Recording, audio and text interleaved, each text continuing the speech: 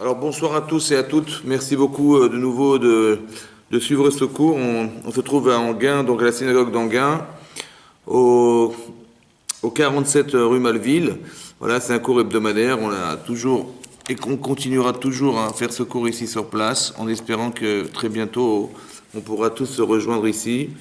On va dédier le cours donc pour la Refoua Shelema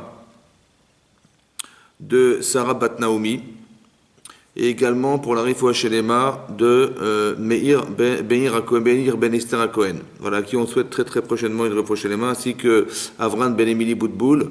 Voilà, quelques noms que j'ai, bien entendu. Si vous avez des noms, vous pouvez me les envoyer, je dédierai le cours pour la Refoua Shelema. Voilà. Et donc pour tous les malades d'Israël. Alors le cours en fait on va faire ce soir, c'est un cours qui est réservé à l'étude de la Avodat Hashem. On va essayer de comprendre en quoi la Avodat Hashem elle nous soigne. Ouais, on est soigné, on est guéri par cette Avodat Hashem. Et comme je disais dans le cours, comme je dis dans le titre, c'est dommage que la sécurité sociale ne rembourse pas ce genre de Avodah. Et donc je vais essayer de vous expliquer à travers la paracha de Vayetse comment ça fonctionne. Voilà. En fait, comment la Avodat Hashem, elle est complètement réparatrice de tous les problèmes, qu'ils soient psychologiques, qu'ils soient conscients et inconscients chez nous. Et vous allez vous rendre compte à travers la paracha comment les choses sont traitées. Voilà. C'est marqué dans la paracha de cette semaine. Donc au début de la paracha, il est marqué Vayitse Yaakov et Be'er Shava. Yaakov est sorti de Be'er Shava. Vayelech Harana. Il est parti à Haran. Alors, on va aussi dédier le Nishmat, André.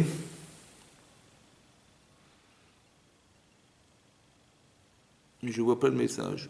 Bon. André Menachem, oui.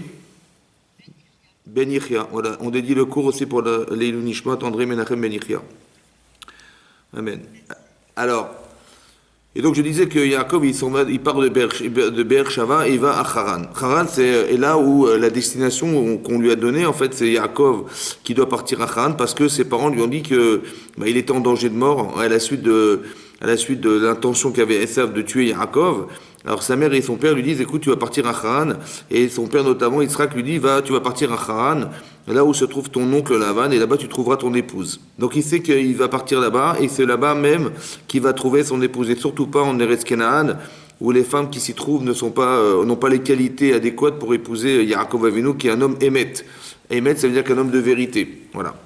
Vaïvga Bamakom. Donc il va rencontrer l'endroit. Vaïlen Sham. Rachid expliquait Vaïvga Bamakom qui bat Shemesh. Ouais, Vaïvga Bamakom, Rachid expliquait qu'en fait il va se retrouver donc à Beth-El, qui est l'endroit où sera construit le Beth Amikdash, là où a été sacrifié Yitzhak. Et là il va s'endormir et il va arriver. D'accord, il va arriver d'un rêve. Il va arriver d'un rêve, faire un rêve. Soula Mutsa Varsa Rosho Magia Shamaima. Il va arriver d'une échelle en fait qui va être plantée au sol et qui va monter jusqu'au ciel. Et ils vont voir des anges qui vont monter et descendre. Alors le Midrash explique en fait que le rêve qu'il a fait, d'après des explications du Midrash Rabbah, c'est qu'en fait il est arrivé de toutes les pérégrinations et les montées et descentes du clan d'Israël. On a dit on a vu dans la parashat Toldot que Shem a dit à Rivka que en fait il va y avoir un conflit permanent entre Yaakov et Esav. Où le homme yehematz. Ça veut dire qu'il va y avoir des nations qui vont se confronter en permanence. Et donc lorsque l'une montera, l'autre descendra. C'est-à-dire qu'on verra que, à un moment donné, on va être très fort en tant que peuple juif. Ensuite, on va tomber dans une déchéance parce qu'on va être attaqué par les Romains. Ensuite, on va regagner. Après, on va reperdre, etc. Toutes ces pérégrinations, toutes les galouillottes, en fait, tous les exils qui ont existé depuis la création, depuis Yitzhak jusqu'à la fin des temps, Yaakov arrivé. Voilà, il est arrivé de toutes les pérégrinations du clan Israël, toutes les 4 galouillottes. La dernière galoute, c'est celle de Édom, qui est la nôtre en fait, et il est arrivé jusqu'à là. Il a vu que finalement il y avait une fin à tout exil, mais celle qu'on est en train de vivre aujourd'hui, il voyait que ça n'avait pas de fin. Il avait très très peur, il a eu peur, il dit mais qu'est-ce qui se passe, ça ne s'arrête jamais.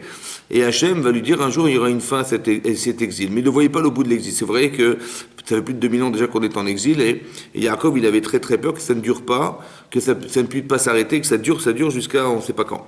Et donc c'est ça qui va arriver. En fait c'est très intéressant parce que qu'est-ce que c'est que le rêve en fait? Le rêve c'est un révélateur. Voilà, un révélateur de conscience. Et on sait aussi pertinemment que les choses elles sont déjà formées au départ. C'est-à-dire que lorsque vous êtes dans le ventre de votre mère, En fait, vous êtes dans le ventre de votre mère et vous vous nourrissez par votre maman, vous respirez par elle, vous apprenez la Torah grâce à un ange qui s'y trouve.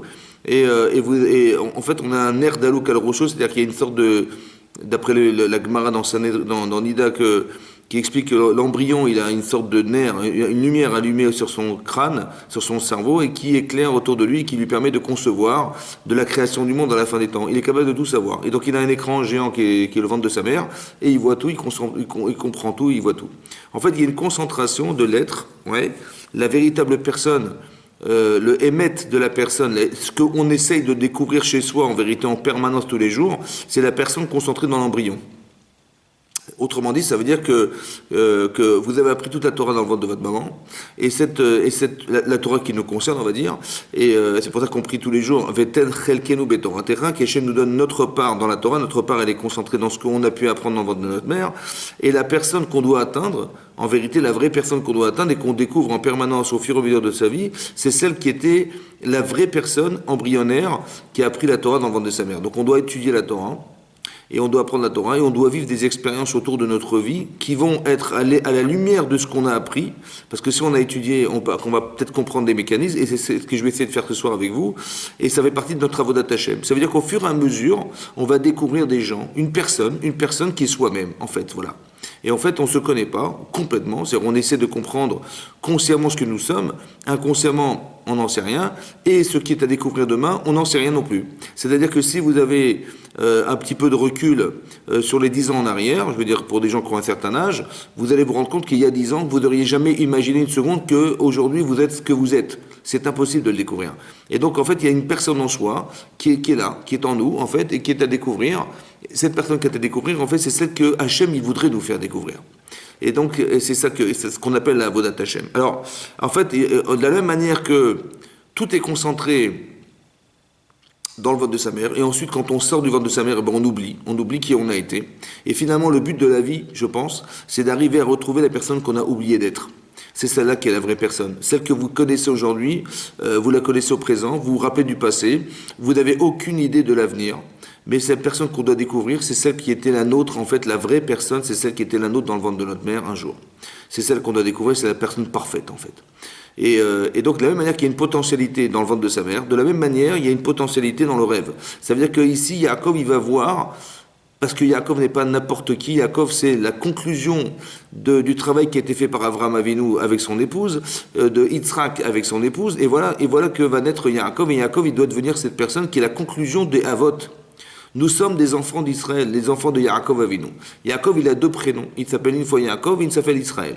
La personne qu'il est, c'est Yaakov. La personne qu'il doit atteindre, et on verra plus tard dans la paracha qui va suivre, dans la paracha de Vaïshem, on verra que Yaakov, de Vaïshlach, il va devenir Israël. Cet homme va devenir Israël, c'est-à-dire la conclusion, on va être de la lutte entre, si vous voulez, l'intérieur et l'extérieur. À l'intérieur de soi, on lutte, ouais, parce qu'on est tiraillé en permanence entre le Yetzeratov et le Yetzerara, donc il y a une lutte intérieure, mais il y a aussi une lutte extérieure. Et on verra que l'ange va l'appeler Israël. Pourquoi Israël? Parce qu'Israël est la contraction de ce que lui a dit l'ange, qui s'arrita. Parce que Yaakov, tu as lutté. Qui s'arrita, im anashim, im elokim anashim, tu as lutté contre des hommes. Rachid expliquait qu'il s'agissait de Lavan et de Esav. Et Elohim, c'est Dieu, c'est-à-dire toutes les expériences qu'on a dans sa vie, c'est l'Yitzhara, c'est tout ce que vous voulez. Vatuchal, et tu as vaincu. C'est ça Israël. C'est qui s'arritaim Elohim vanashim vatuchal. C'est la contraction de ces mots en fait.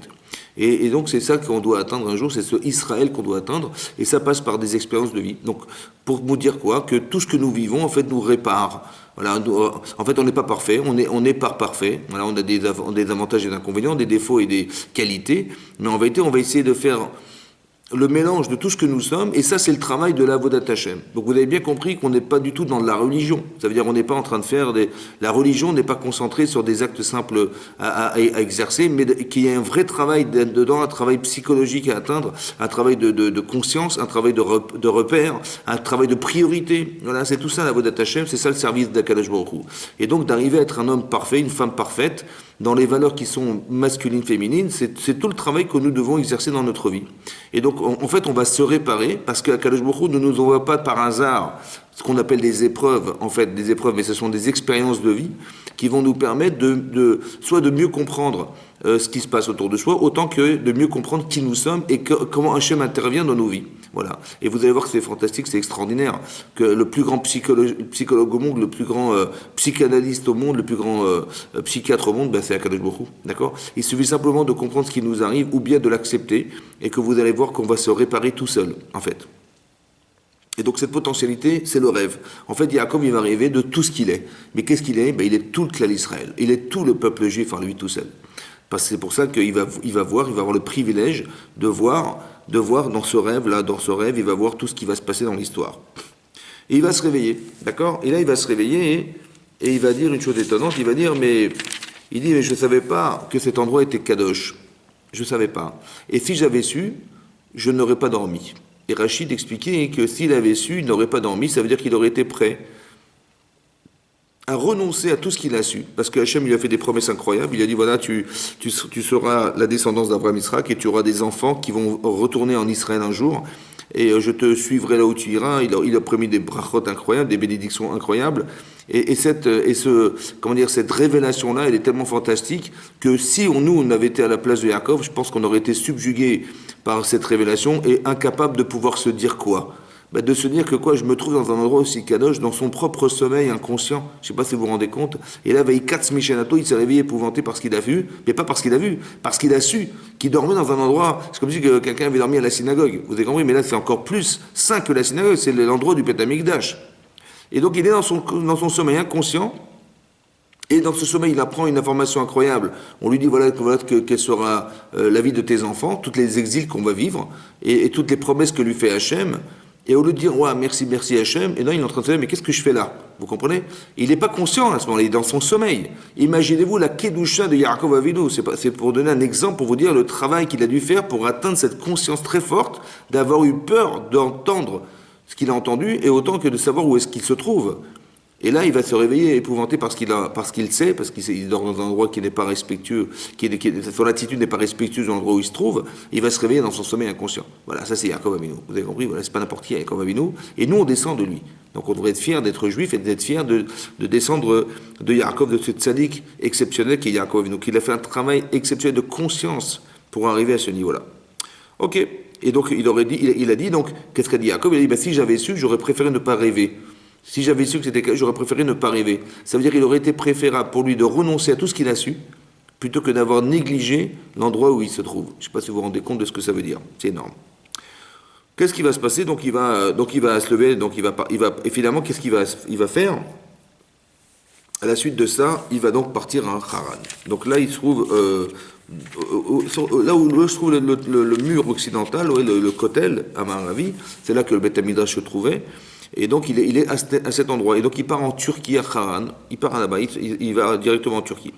Et là-bas, il arrive là-bas, et donc, il va, dit la Torah, il va rencontrer des hommes, il va leur demander, est-ce que vous connaissez Lavan? Lavan, qui est l'oncle de Yaakov Avinu, il dit, bien sûr, on le connaît. Et tout à coup apparaît Rachel. Donc, il voit Rachel arriver, donc c'est une bergère. Et là-bas, c'est important de savoir ces détails, qu'elle était bergère. Ça veut dire que, bizarrement, on n'emmène pas des filles pour aller faire paître les troupeaux, d'accord? C'est très très compliqué d'entretenir un troupeau pareil. Et donc, c'est aussi révélateur qu'il n'avait pas de garçon. Donc, il avait que des filles, il n'avait pas de garçon. Et on va voir plus tard que lorsque Yaakov va s'installer chez Lavan, il va avoir une bracha. Il va être béni par Yaakov. Et donc, il va avoir des enfants, il va avoir des garçons. Comment vous dire, ensuite, il va se fructifier, il va devenir très très riche, mais par le mérite de Yaakov Avinu. Où est-ce que lui va renier plus tard? Il va renier, et après il le saura en rêve par ses avodazara, par ses idoles. Mais en fait, il renie tout. En fait, il renie tout ce qu'il voit, il le renie. Et donc, qu'est-ce qui va se passer? Yaakov, il va arriver, et donc il va rencontrer Rachel, et il va savoir quelle est sa future femme. Il va pleurer. Il va pleurer pourquoi? Pour deux raisons, Rachidi, parce que vous savez qu'entre-temps, dans son voyage, il a été accosté par Eliphaz, qui était le fils de Esav, d'accord? Et il a dit, voilà, je suis très embêté, monsieur, mon oncle, parce que c'est son oncle, il lui dit, tonton, je suis très embêté. Je dis, oui, pourquoi, qu'est-ce qui se passe? Il dit, voilà, papa m'a dit, Esav, donc son père, il a dit, papa, il m'a dit que dès que je te rencontre, je te tue, voilà. Et d'un autre côté, je sais que tuer les gens, ça se fait pas. Donc je ne sais pas quoi faire. Voilà. Et donc il est très embêté. Et à ce genre de questions stupides, Yaakov il va répondre une réponse stupide. Il va dire que c'est simple. L'Agma dans les Darim, elle dit que si quelqu'un n'a pas d'argent, il est considéré comme mort. Alors écoute, on va faire comme ça. Tu vas me dépouiller et puis comme ça tu m'auras tué sans m'avoir tué. Ça te va? Ça va? Il dit oui, ça me va très bien. Et donc c'est ce qui s'est passé. Donc il a carrément dépouillé Yaakov Avinu. Donc il n'avait plus d'argent, plus rien. Et lorsqu'il arrive il rencontre sa future femme. Il voudrait lui offrir un cadeau. Et là, hein, il va Yef, qui pleure. Il pleure parce qu'il ne peut pas offrir de cadeau à sa femme, comme tous les hommes qui ne peuvent pas offrir de cadeau à leur femme. Et ben ils pleurent. C'est comme ça. Hein, vous savez, on est des gens très très bien éduqués. Et quand on ne peut pas offrir de cadeau à sa femme, et ben on pleure. C'est comme ça. Voilà. Donc c'est ce qu'il a fait. Incroyable. Hein, il a fait ça. Voilà. Donc vous imaginez la qualité du rapport qu'il avait avec la femme et la qualité du rapport qu'il avait, parce qu'il s'est dit, voilà, Eliezer, il a offert des cadeaux à ma mère, et moi, je suis incapable de pouvoir offrir des cadeaux à ma future femme. Ça, c'est une explication. Deuxième explication, il a vu que finalement, Rachel ne serait pas enterrée avec lui. D'accord? Donc il a su que c'était elle, c'est sûr, et il a été en peine de voir que finalement, Rachel ne sera pas enterrée dans la Marat Marpella, dans cette fameuse grotte où se trouvaient déjà Adam, Chava, Abraham et Sarah et Rivka et Yitzhak, voilà. Et là, il sait que c'est pas elle qui sera enterrée, et donc ça lui fait énormément de peine parce que c'est la femme qu'il aurait aimé avoir avec lui après son décès. Et c'est pas ce qui va se passer, donc il est en peine et il pleure. Voilà ce qu'il pleure. Pour vous dire pourquoi? Pour vous dire qu'en fait il savait que c'était elle. Et donc il va arriver chez Lavan. Et bizarrement, le texte nous dit que bizarrement, il lui a dit écoute, je vais épouser ta fille, mais je vais travailler pour toi. Je vais travailler pour toi et je vais travailler 7 ans. Donc c'est Yaakov qui propose à Lavan, son futur beau-père, de travailler 7 ans pour lui pour ensuite épouser Rachel. Et il lui dit clairement, je veux Rachel, Bitra Ktana, je veux Rachel, ta fille, la cadette. Et Rachid expliquait, parce qu'il savait que, bon, il a commencé à comprendre que Lavan c'est pas un blanchisseur d'argent, parce que Lavan ça veut dire blanc, donc il blanchissait pas d'argent, mais il était quand même un peu roublard. Et c'était connu comme un escroc. Donc il a dit, écoute, j'ai très très peur que je sais pas ce qu'il va faire un jour avec Rachel, alors je veux Rachel, et je veux pas Léa. Donc c'est clair, donc je veux Rachel, mais pas ton fille Léa, et je veux Rachel ta fille, et pas une Rachel que tu vas me sortir de chez les Badous, et je veux aussi ta fille. D'accord? Bitra, la cadette, par laquelle la cadette, parce que on ne sait jamais si Lavan avait dans l'idée d'aller à la mairie et de changer les prénoms de ses filles en appelant Léa Rachel, Léa. Il a dit non, je veux la cadette pour être sûr que c'est elle qui va épouser. Donc il est sûr et certain qu'il veut épouser Rachel et pas ni Léa ni une autre. D'accord? Et Lavan accepte. Donc Lavan accepte ce compromis. Et il dit si tu travailles 7 mois pour moi, c'est super. Alors c'est quand même bizarre que Yaakov il ait proposé à son beau-père de travailler 7 ans pour épouser sa femme. C'est un petit peu long, un petit peu trop long pour moi. Mais en général, les gens ils veulent vite se marier, et lui non, il prend 7 ans avant. Ouais, c'est bizarre. Après, c'est marqué dans le texte il est marqué dans la Torah que Veyarvod Yaakov. Yaakov a travaillé Sheva Shanim, 7 ans pour Rachel. Ayu Be'enav étaient ces années Keyamim Achadim. Yamim Achadim, comme des jours Echad. Comme des jours comptés, Be'avato Ota, par amour pour sa femme. Donc ça a l'air d'être qu'il a travaillé pendant 7 ans, donc c'est long, 7 ans, mais à ses yeux, ça a apparu comme quelques jours, par amour pour elle. En général, c'est l'inverse, parce que quand on aime sa femme, par amour pour elle, c'est long d'attendre, non? Parce que si on doit se marier, on aime sa femme, autant qu'on aime son mari, c'est l'enfer d'attendre, c'est trop long d'attendre. Et pourtant, là, on voit l'inverse. Que ça s'est passé vite par amour pour elle. J'ai pas compris. Comment c'est possible qu'il ait pu aimer sa femme autant qu'il l'aimait et que c'est passé rapidement? Voilà.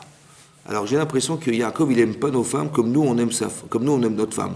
Parce que nous, quand on était à la choupa, quand on nous a dit tu te maries quand, je dis je suis pressé de me marier, j'espère, voilà, c'est dans 2 semaines, B'ezrat Hashem, le mariage est organisé dans 2 semaines. Je dis mais c'est long d'attendre, c'est très long d'attendre. Et lui, c'était pas long, c'est marrant. C'était même l'inverse, c'était passé vite par amour. Mais nous, c'est l'enfer d'attendre. C'est pas l'inverse, c'est exactement l'inverse qui se passe chez nous.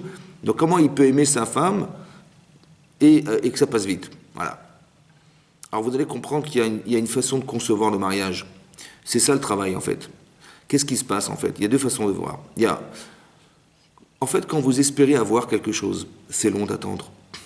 Parce que je désire. Et donc je suis passif et j'attends. J'ai un désir qui bouillonne en moi. Qu'est-ce qu'il désire? Je désire avoir. Voilà. Je désire avoir quelque chose, je désire avoir mon épouse près de moi, et j'attends, elle n'est pas là, et on peut rien faire en ce moment, et voilà, et on attend la date fatidique de la choupa, voilà. Et ma femme, c'est pareil, elle attend son futur prince charmant, et on attend, et c'est long d'attendre, et on n'arrive pas, on se voit, mais bon, c'est pas la même chose, et donc on attend. Et donc c'est dur d'avoir sa femme près de soi. C'est ça qui est dur, en fait. Vous allez comprendre que quand on est en attente d'avoir, c'est long, c'est très long. Mais quand on attend d'être, eh bien c'est court. Ça veut dire quoi, attendre d'être? Ça veut dire que Yaakov Avinu, il faut bien se mettre dans le contexte. Yaakov Avinu, c'est le dernier enfant, qui va composer Avraham, Yitzchak, Yaakov, le clan d'Israël. Donc il y a 3 patriarches. Et ces 3 personnes, elles vont être la composante essentielle de la clan d'Israël. Et c'est de ces 3 personnes que va découler tout ce que nous sommes. On est des gens de chesed, des gens de bonté. On est des gens qui ont de la rigueur, de l'introspection, de la teshuva, de la remise en cause. Et on est aussi des gens émettes, des gens vrais. Voilà. Et en fait, on est la composante de ces 3 personnes. Et ce qui va se passer, c'est que Yaakov, il sait que Avraham, il a eu Ishmaël, Yitzhak, il a eu Esav. Mais lui, il faut que ses enfants soient parfaits. Vous comprenez? Parce que c'est de eux que va découler le clan Israël. Et donc, il va faire un travail sur lui-même, qui va pour lui, à ses yeux, durer 7 ans. Maintenant, quand vous faites un travail sur vous-même, quand vous avez un projet qui est d'être quelqu'un, c'est comme nos enfants qui font des études, d'accord, qui partent à l'Yeshiva ou qui partent faire des études en université. Le temps que ça prend du temps. Ça prend du temps parce qu'il faut se former, il faut avoir un CV à la fin, il faut avoir un diplôme. Et qu'est-ce qui va se passer? En fait, on espère être quelqu'un. Et lorsque vous leur interrogez, vous dites, mais qu'est-ce que tu as fait à la Yeshiva? Il dit, j'ai étudié, tous les jours on avait des programmes, on a étudié tel macéré, tel traité, et j'ai passé 5 ans à la Yeshiva, mais j'ai pas vu le temps passer. Et vous interrogez vos enfants qui ont été à l'université, ils ont fait, ils avaient des contrôles toutes les semaines, ils avaient des examens tous les trimestres, etc. Et en fin d'année aussi. Et en fait, on s'est rendu compte qu'au bout de 5 ans d'études, vous leur demandez, mais comment ça s'est passé? Ça s'est passé trop vite, j'ai rien vu passer. Pourquoi? Parce que quand on est dans le devoir d'être, en fait, on n'est pas prisonnier du temps. Parce que tous les jours, on a quelque chose à faire. Tous les jours, il y a un programme. Tous les jours, on a des choses à faire. Et je dois être compétent le jour de l'examen, le jour du contrôle. Et donc, pour aboutir à quoi? Aboutir à ce que je dois être au final. Et on se rend compte qu'à la fin, et si je suis pas prêt, vous me dites l'examen dans 3 semaines. Je dis quoi, 3 semaines, mais je suis pas prêt? Je dis, si on pouvait repousser la date, j'aurais été content. Mais comment ça se fait que tu n'es pas pressé d'arriver à la date? Parce que je suis pas prêt. Je ne suis pas la personne adéquate à passer l'examen. Je ne suis pas la personne adéquate à remplir cette fonction. Alors j'ai peur. Yaakov, il avait peur de ne pas être prêt. Vous avez compris? Et donc, en fait, il est en train de travailler sur lui, de travailler sur ses midotes, sur ses qualités, de travailler sur la réflexion de ce que veut dire être un couple, de travailler sur la réflexion de ce que veut dire être un père de famille, d'être un mari pour sa femme, etc., etc. Donc, il a réfléchi à tout ça. Comment répondre à chaque âge de chaque enfant. Toutes les questions qu'on peut s'imaginer. Toutes les questions qu'on devrait nous se poser, en fait. Avant de se marier, on devrait se dire, mais de toute façon, la vie de couple, c'est une autre vie. Moi, je suis un célibataire et j'ai pas envie d'être un célibataire en couple. Vous avez compris, ni que ma femme, elle soit célibataire en couple non plus. J'aurais voulu qu'on soit solidaire, qu'on soit fusionnel, qu'on puisse vivre à deux. Vous comprenez? C'est un autre travail, ça. Et donc, c'est un travail qui va faire que, finalement, réfléchir à deux, c'est pas quelque chose d'accoutumé. On n'est pas habitué à penser comme ça.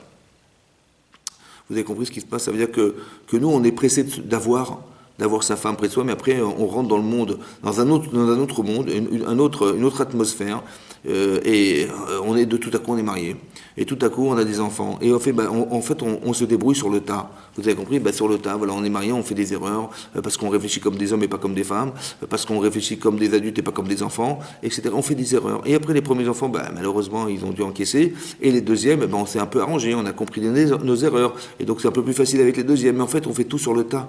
On n'a pas étudié, on ne s'est pas renseigné, on n'a pas réfléchi, on ne s'est pas documenté, on ne s'est pas accompagné de gens qui avaient des expériences, parce qu'on ne se marie pas comme ça. Vous avez compris? Et c'est ça, Yaakov, il a travaillé 7 ans, mais en fait il a fait un programme qui a duré 7 ans. Nous, on se marie au bout de 3 mois, 4 mois, 5 mois, et lui, ça a duré 7 ans. Avant de se marier, avant d'envisager de se marier, il a dit, il faut que je travaille. Mais travailler, c'est quoi travailler? C'était réfléchir. Et c'est pour ça que c'est passé vite. Mais il a fait tout ça par amour pour elle. Vous avez compris ce que je veux dire? Il s'est travaillé sur lui-même, il a essayé de réfléchir à ce que voulait dire être un couple, comment avoir des enfants parfaits. Ouais, comment répondre à des questions qui vont être des problèmes de vie de tous les jours. Et ça, il l'a fait sur lui-même, il a pris sur lui ça pendant 7 ans. Mais pour qui il a fait ça? Ben, par amour pour sa femme. Il a voulu être un mari idéal pour sa femme, il a voulu être un père idéal pour sa femme. Vous avez compris ce que je veux dire? C'est ça le travail. Mais pourquoi? Parce qu'un jour, ce clan Israël, il doit être né de quelque chose de parfait. C'est pour ça qu'il a l'obligation et le devoir d'être parfait. C'est ça le travail qu'il a fait. C'est pour ça que c'est passé vite. Mais tout ce travail-là, il l'a fait. Arrivé le jour où il devait se marier, donc on est au bout des 7 ans. Qu'est-ce qui va se passer? Son beau-père, Lavan, il va aller faire un coup de Trafalgar. C'est-à-dire qu'il va prendre Léa et il va lui faire croire qu'elle est Rachel. D'accord? Maintenant, qu'est-ce qui va se passer? Ben, Rachel, elle voit sa sœur. Elle voit que son père, il a pris sa sœur, Léa. Et Rachid expliquait qu'il va dire, oh là là, si on découvre que c'est Léa, elle va avoir la honte de sa vie. D'accord? Et donc, qu'est-ce qu'il a fait? Elle a fait quoi? Elle a dit, bah, écoute, elle lui a donné des signes. Parce que Yaakov Avinu, avant d'épouser sa femme, il avait très peur que son beau-père, il lui fasse un coup de je sais pas quoi. Il a dit, écoute, je vais être sûr que c'est toi. D'accord? Je vais te demander si c'était toi, Rachel, tu me diras oui ou non. Ouais. Et si c'est toi, je vais te donner des signes. Elle lui a donné 3 signes, en fait. Il lui a donné un signe qui était Adlakat Nerot, l'allumage des bougies, l'Afrachatrala, le prélèvement de la Chala, et aussi les halachot, les lois de Nida. Voilà ce qu'il a dit. Et à travers ces halachot-là, eh ben, il a su que c'était elle. D'accord? Il y avait qu'elle qui le savait. Maintenant, qu'est-ce qui va se passer? Il va rentrer sous la choupa, donc le midrash d'expliquer que c'était le noir total, on voyait rien du tout. Et qu'est-ce qu'il a vu? Il voyait pas. Et bon, elle était sûrement son visage masqué, donc il savait pas qui c'était. Mais il y avait Rachel qui était derrière cette choupa et qui parlait pour sa sœur. Donc elle faisait du playback, Léa. Et donc qu'est-ce qui s'est passé? Il lui a dit, mais c'est toi Rachel? Il dit, oui, c'est moi Rachel. Et il a dit, bah, donne-moi les signes. Il dit, bah voilà, Nida, Adlakat Nerot et aussi Chala.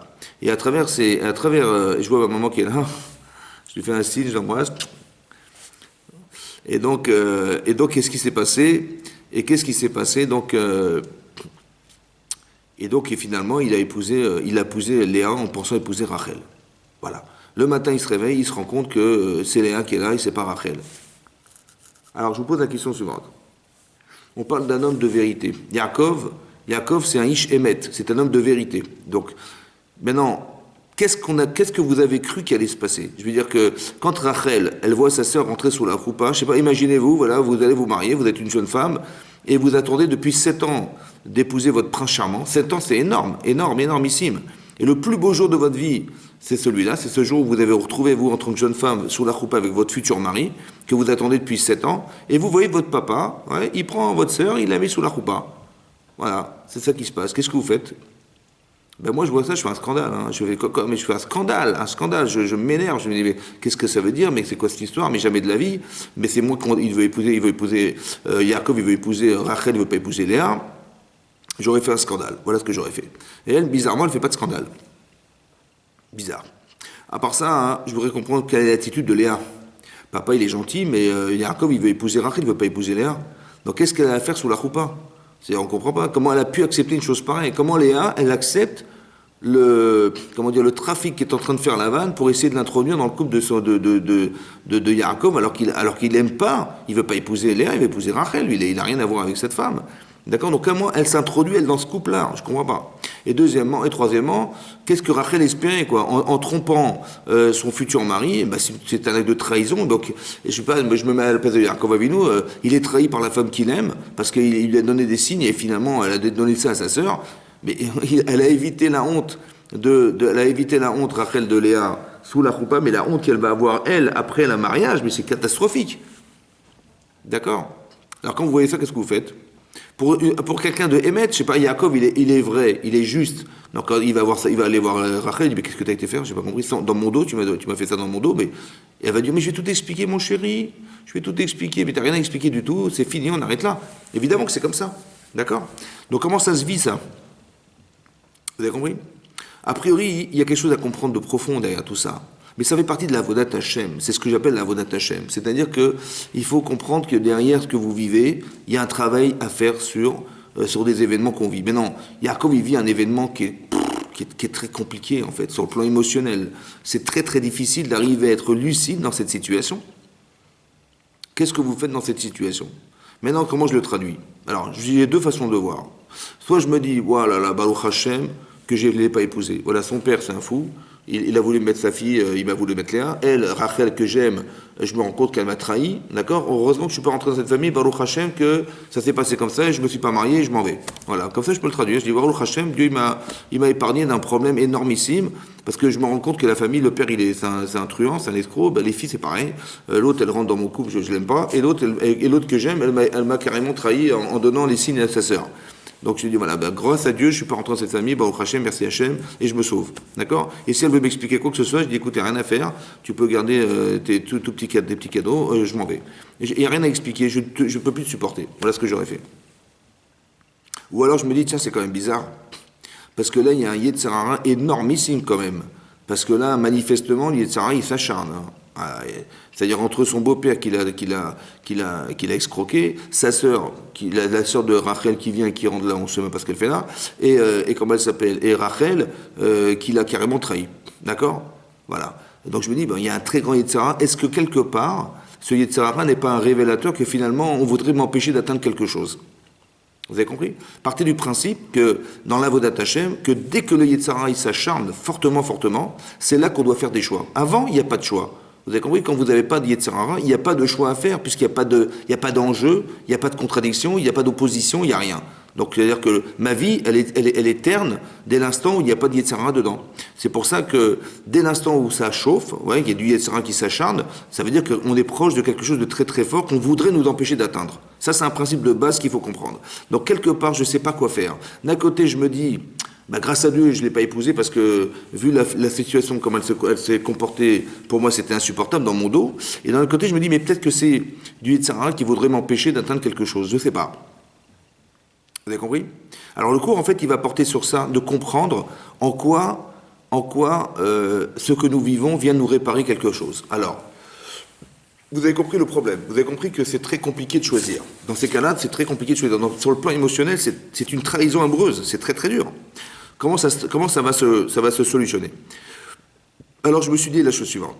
Et c'est comme ça, c'est ça. Parce que le Hémet, est-ce que le Hémet c'est rigide?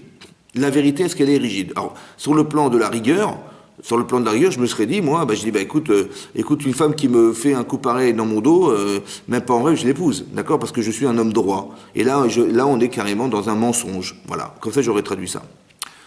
Mais est-ce que c'est vrai ce que je vous dis? C'est-à-dire, c'est vrai que ça paraît logique. C'est vrai que ça paraît logique. Mais est-ce que tout ce qui est logique est forcément vrai? Alors vous allez vous rendre compte que c'est pas parce que c'est logique que c'est vrai. Alors comment on se sort psychologiquement d'un problème pareil? Lorsque vous êtes confronté à quelque chose qui vient contredire tout le respect que vous aviez de votre femme ou de votre future femme et de l'amour que vous avez pour elle et qui est trahi par cette relation, comment ça se vit? Alors, moi je me suis dit la chose suivante. En fait, pourquoi Yaakov il est frustré de la situation? Il est frustré parce que manifestement, Rachel, elle l'a trompé. Je suis désolé, elle a donné des signes à sa sœur elle devait jamais faire une chose pareille. Alors je vous pose la question maintenant. Dis-moi Yaakov, dis-moi, tu sais pourquoi elle l'a fait toi? Je dis non, mais je sais pas, mais c'est horrible ce qui s'est passé. Comment elle a pu donner ces signes sans me dire, sans me consulter? Je dis mais tu sais pourquoi ou pas? Je dis, mais non. Mais en vérité, ta frustration, elle dépend de quoi? Que tu penses et tu prétends qu'elle t'a trompé. C'est vrai, c'est ça que tu penses. Mais est-ce que tu en es sûr? Mais si à 99%, oui, elle m'a trompé. Je dis, oui, mais tu en es sûr? Tu sais ce qu'elle pense? Je dis, non. Mais puisque ta frustration dépend de ce que tu crois. Mais si ce que tu crois est faux, parce que tu sais pas ce qu'elle pense, alors pourquoi tu te frustres? Vous avez compris? Ça veut dire que quelque part, il faut être capable d'être émet. C'est quoi le émet? C'est pas ce que tu crois, le émet. La vérité, c'est pas ce que tu crois. La vérité, c'est ce que tu supposes. Et tu supposes qu'elle a fait ça parce que elle t'a trahi. Mais c'est pas sûr, c'est pas sûr.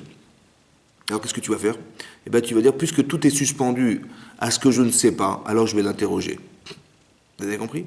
Ça veut dire que lorsqu'on a compris des principes, c'est-à-dire qu'en fait, on se frustre sur des interprétations. Vous avez compris? Mais l'interprétation, c'est l'imagination. L'imagination, je ne sais pas. C'est peut-être le Yetzer Hara, j'en sais rien. C'est peut-être le mauvais penchant qui est en vous, qui vous fait croire que... Alors que c'est pas du tout ça. Un petit peu comme, je ne sais pas moi, Moshe Rabbeinu, il est toujours pas descendu du mont Sinaï. Et ça fait 6 heures qu'on attend. Je dis, 6 heures, c'est un peu long quand même pour quelqu'un qui va nous donner la Torah, quelqu'un qui est le seul au monde qui peut descendre la Torah sur terre. Ça fait un peu long 6 heures d'attendre, non? Qu'est-ce que vous croyez? On s'est imaginé qu'il était mort. Voilà, comme chaque fois qu'on attend quelque chose de quelqu'un, qu'on attend quelqu'un, comment vous dire, à qui on tient, eh ben, quand il n'est pas là, on pense au pire. Vous attendez vos enfants à une certaine heure, et ça fait un quart d'heure de retard, une demi-heure de retard, trois quarts d'heure de retard, une heure de retard. Vous dites, mais qu'est-ce qui s'est passé? Ils devaient rentrer de l'école, ils sont pas là, et on pense au pire. Ils ont été kidnappés, ils se sont fait écraser. Des choses incroyables. Pourquoi? Parce que dès l'instant où on tient aux personnes, eh ben, quand on est privé de leur présence, eh ben, on pense au pire. C'est comme ça. Donc ça veut dire, mais ça c'est une carence, vous comprenez? C'est-à-dire que le Yitzhara, il m'a fait croire une chose que je suppose, mais j'en sais rien. Vous comprenez? C'est pareil. Moshe Rabbeinu n'est toujours pas descendu du mont Sinaï. On s'imagine le pire. Pourquoi c'est comme ça? Mais t'es sûr qu'il est mort? Mais qu'est-ce que tu veux qu'il soit d'autre? C'est pas parce que c'est logique que c'est vrai. Vous comprenez ça? Il faut faire attention à ça. Mais c'est logique. Il n'est pas descendu, il n'a pas mangé sur le, il n'est pas tombé de manne sur le mont Sinaï, etc. Mais il est forcément mort. Il est forcément mort. Ça paraît logique, mais est-ce que c'est sûr? Vous avez compris, etc. Comment ça marche? Ça veut dire que tu vas faire un travail sur toi-même de patience. Tu vas apprendre à écouter les gens. C'est ça la voie d'Hachem. D'accord? Qu'est-ce qui va se passer? Alors, c'est pas marqué dans la Torah, mais c'est marqué dans le Midrash Rabbah. C'est marqué dans le Midrash Rabbah hein, que Yaakov, il a été voir Léa. D'accord? Et il lui a dit, dis-moi, qu'est-ce que tu fais là? D'abord, tu es une menteuse, ouais, et fille d'un menteur, parce que ton père, ben, c'est Lavan, ouais, c'est un ramaï, c'est un menteur, c'est un escroc. Et toi aussi, tu es sa fille, tu es aussi une escroc, parce que tu m'as fait croire que tu étais Rachel alors que tu n'es pas Rachel. Quand je t'ai dit c'est toi Rachel, tu m'as dit oui. Alors, elle a répondu, tu sais, chaque élève, il a un maître. Je dis, ah bon, ouais, c'est qui le maître? Ben, le maître, c'est toi. J'ai appris de toi à mentir. Je dis, pourquoi? Je dis, parce que quand tu t'es retrouvé devant ton père, ouais, et il t'a dit, dis-moi, mon petit chéri, c'est toi, Esav? Tu as dit, oui, oui, je suis Ani Esav Bechorecha. Ben, toi aussi, tu as menti. Ben, tu vois bien qu'on est des menteurs, on est fait pour vivre ensemble. Voilà ce qu'elle a répondu. Elle a dit, bah, tu as menti à ton père, comme je t'ai menti, c'est pareil. Bon, le problème, c'est qu'elle n'a pas répondu à la question. Parce qu'on lui a dit, mais pourquoi tu as menti? Elle a dit, bah, toi aussi tu mens. Je dis, bon, il n'y a pas de problème. Bon, je suis un rachat, tu as raison, je suis un rachat. Mais j'aurais bien aimé savoir pourquoi tu m'as menti. Elle n'a pas répondu à la question. Elle a simplement répondu, bah, je fais comme toi. Ok? En fait, elle a répondu à la question. Mais comment elle a répondu à la question? Elle lui a dit, rien, je t'explique. Tu sais, depuis très longtemps, je pleure. Parce que c'est marqué dans la Torah, ici dans la parashat Vaïtsé, qu'il y avait deux jeunes femmes. Il y avait Rachel et il y avait Léa. Léa est née à Rakot. Elle avait les yeux larmoyants, elle pleurait, elle pleurait. Rachid expliquait pourquoi elle pleurait. Parce qu'on savait que Yitzhak, il avait deux enfants, il avait deux garçons. Et que Lavan, il avait deux filles. Et on dit l'aîné va épouser l'aîné, et la cadette va épouser le cadet. Ça veut dire que moi, je suis Léa, je suis réservé à Esav. Mais je ne voulais pas épouser Esav. Je pleurais tous les jours de ne pas épouser Esav. Et le Midrash Rabbah d'expliquer que non seulement par la prière qu'elle a faite, qu'elle a formulée, qui était très profonde parce qu'elle en pleurait, non seulement elle a épousé Yaakov avant sa sœur Rachel, mais en plus elle a eu plus d'enfants, au moins plus d'enfants que Rachel, et au moins autant d'enfants, parce qu'elle en a eu 6, ouais, 6 garçons, autant que les deux servantes et Rachel accompli. C'est-à-dire que vous vous rendez compte de ce mérite de la prière. Mais qu'est-ce qu'elle lui a dit en fait? Elle lui a dit, tu sais quoi? J'étais réservé à Esav, mais je ne voulais pas épouser Esav. Mais toi, Yaakov, quand tu as racheté le droit d'aînesse, tu as racheté le droit d'aînesse de Esav, et tu as récupéré la bracha d'Esav, est-ce que tu n'as pas récupéré le rôle d'Esav? Et si tu as récupéré le rôle d'Esav, est-ce que tu n'as pas récupéré la femme d'Esav? Je suis la femme d'Esav. C'est elle que tu épouses. Vous avez compris ce qu'elle a dit? Quand tu as dit à ton père, je suis Esav, en fait, tu as épousé la femme d'Esav, puisque tu veux jouer le rôle d'Esav. Vous comprenez ce qu'elle a dit? Donc elle a répondu à la question. Et c'est là qu'il a accepté. Mais il fallait être capable de pouvoir écouter. Ça veut dire que si Yaakov Avinu, il n'avait pas ces midot, cette qualité de ne pas être victime de sa vérité. Parce que quand on est émette, c'est très très dur d'être capable de faire abstraction de cette vérité. Eh bien, il était lui capable de faire ça. Ça veut dire que quand on est dans la Torah, quand on est dans la vérité, la chose la plus compliquée, c'est de ne pas être victime de ce que nous sommes, c'est-à-dire des gens vrais. Vous comprenez ça? Parce que par vérité, le Yetzer Hara, il peut utiliser ce qu'on appelle la rectitude de la vérité pour te dire, écoute ma chérie, je ne peux plus te voir. Voilà, parce que tu es fausse. Parce que tu m'as trompé, et donc c'est très très compliqué ce que je vous dis, hein, mais ça veut dire que Yaakov, il a fait un travail énormissime de savoir que la vérité n'est pas rigide, elle est flexible, la vérité. Et tu vas te rendre compte des fois, comme je vous ai dit tout à l'heure, que c'est pas parce que c'est logique que c'est vrai. C'est vrai. Donc il faut avoir une forme d'élasticité, ouais, d'être capable de comprendre que dans la vie, tout ce qui est logique n'est pas forcément vrai. Et donc on va jouer avec la vérité. Et je vais vous expliquer pourquoi c'est comme ça. En quoi elle a dit qu'elle est l'élève de son mari, de ce Yaakov? Parce qu'il y a deux personnages que nous connaissons qui sont Esav et Lavan. Et aussi un homme qui s'appelle Yaakov Avinu. D'accord? Et bien vous dites, mais dites-moi la différence qui existe entre Esav, qui va tromper son père en permanence, tout le temps, Saïd Bepiv, il est chasseur dans la bouche, ça veut dire qu'il fait croire à son père qu'il part à l'Eshiva alors qu'il n'y va pas. Il fait croire à son père qu'il faut prélever le maaser, la dîme sur du sel. Il pose des questions pointues comme ça, il dit papa, qu'est-ce qui se passe? Et donc son père, il est convaincu que Esav, il est un tzaddik, il est un tamid racham, il est un grand érudit de la Torah, il a une grande ira shamaï, voilà ce qu'il lui fait croire en permanence, alors que c'est complètement faux, quoi. Donc ça c'est Yaakov, ça c'est Esav. Mais d'un autre côté, on voit qu'Yaakov aussi trompe son père. Il lui fait croire qu'il est Esav. Donc j'ai deux menteurs en face de moi, et c'est ce qu'il a dit, Esav, il a dit, mais, et c'est ce qu'a dit Esav, il a dit, mais il s'appelle Yaakov, vous savez pourquoi Yaakov? Parce que Yaakvenisé, pas Amaïm. Yaakov, ça veut dire trompeur. Et il m'a trompé 2 fois. Il m'a non seulement, soi-disant, racheté ma Bechora, mon droit d'aînesse, mais en plus il m'a pris ma bracha qui me revenait de droit. Parce que c'est moi l'aîné. Voilà ce qu'il a dit. Donc Yaakov, donc c'est un trompeur. Mais c'est quoi la différence entre Esav, qui est un tricheur, et Yaakov? Et pourquoi la bracha elle reviendrait essentiellement à Yaakov alors qu'il a triché? Alors je vais vous expliquer la différence. Je vais expliquer la différence. C'est ça le Hémet. Yaakov, on va dire comme ça, Esav, en fait il trompe la vérité de son père. Parce qu'il lui fait croire. La vérité, c'est qu'il aurait dû être dans la Torah. La vérité, c'est qu'il aurait dû être sincère. La vérité, c'est qu'il aurait dû être franc et droit. Voilà, ça c'est la vérité. Seulement, il veut gagner sur les 2 tableaux, Esav. C'est-à-dire quoi? Il veut gagner en tuant Nimrod, il va se récupérer le vêtement d'Adam Arishon, et d'un autre côté, soi-disant, il va faire croire à son père qu'il est tzaddik et il va récupérer la bracha de son père. Ça veut dire qu'il veut récupérer le ciel et la terre, en trichant.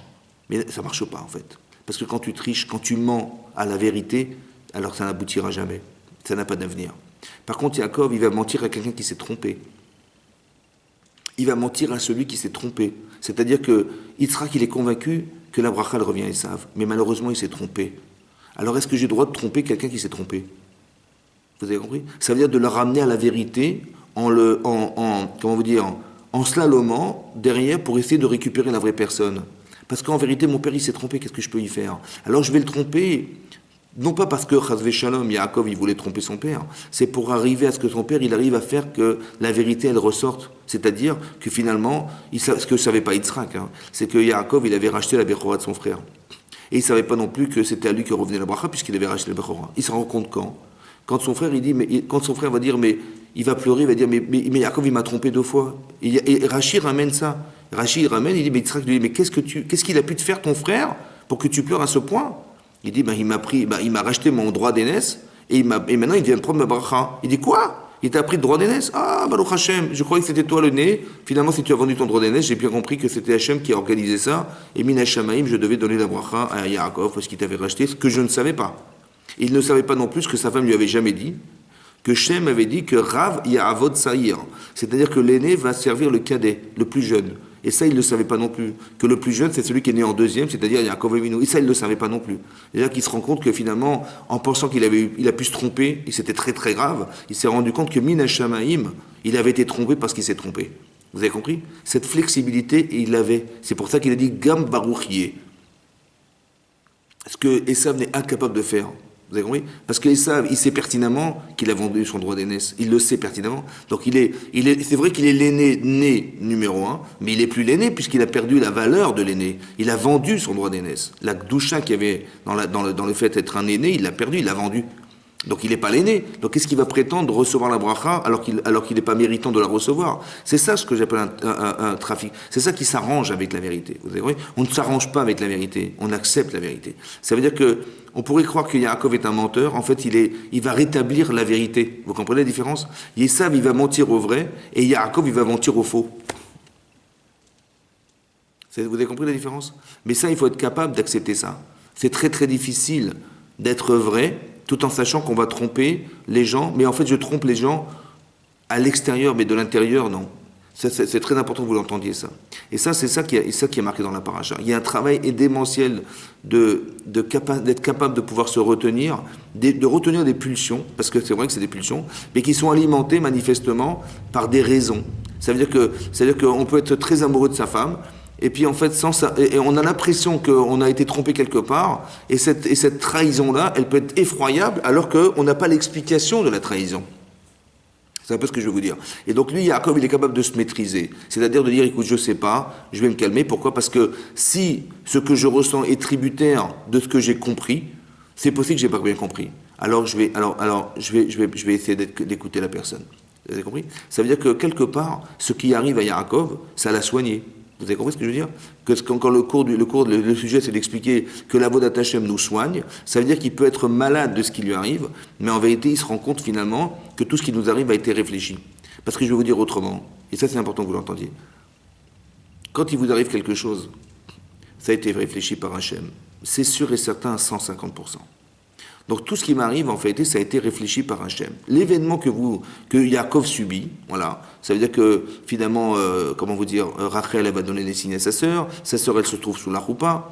C'est incompréhensible, parce que c'est pas du tout le projet de Yaakov Avinu. Il veut pas épouser Léa, il veut épouser Rachel. Donc, et il a travaillé pendant 7 ans, donc toutes ces années, il a construit sa vie pour épouser Rachel. C'est ce qu'il a essayé de faire. Maintenant, quand on arrive à ce paradoxe, où il va se rendre compte que finalement, c'est Léa qui est sous la choupa, et c'est elle qui était sous la choupa, et que c'est sa future femme qui a donné Simanim, il faut se mettre à la place d'Hachem. Pas à la place de ce que je vis. Tu dis, mais moi, ce que je vis là, c'est une trahison. Je dis, non, essaie de te mettre à la place d'Hachem. C'est Hachem qui a créé cette situation. C'est Hachem qui a fait que. Alors si tu étais Hachem, comment tu l'aurais traduit? Voilà. Toi, tu vas envoyer Léa sous la choupa, et tu vas envoyer Rachel qui va donner Simanim. C'est quand même bizarre, mais si tu étais Hachem, pourquoi tu aurais fait une chose pareille? Mais c'est contraire à ce que Yaakov pense. Comment tu lui proposes quelque chose qui est contraire à ce qu'il avait toujours ambitionné d'être? Il voulait être le mari de Rachel, pas de Léa, lui. Pourquoi, Hachem, tu lui fais ce coup-là? Ah, peut-être que quelque part, tu voulais lui montrer que cette femme-là, c'est celle que... En fait, tu t'étais trompé quelque part. Un peu comme ton père, il s'était trompé, en pensant que la bracha, elle revenait à Esav, et il s'était trompé, donc il a fallu qu'Hachem le trompe, pour arriver à ce que Yitzhak puisse comprendre qu'un jour, il aurait dû un jour bénir Yaakov Avinu. Vous comprenez ça? Et bien c'est pareil, que Yaakov Avinu, en fait, il s'est trompé. Alors c'est possible qu'Hachem, il l'ait trompé parce qu'il s'était trompé. Vous avez compris ce qui se passe? Ça veut dire que ça nous change la vie, ça, vous comprenez?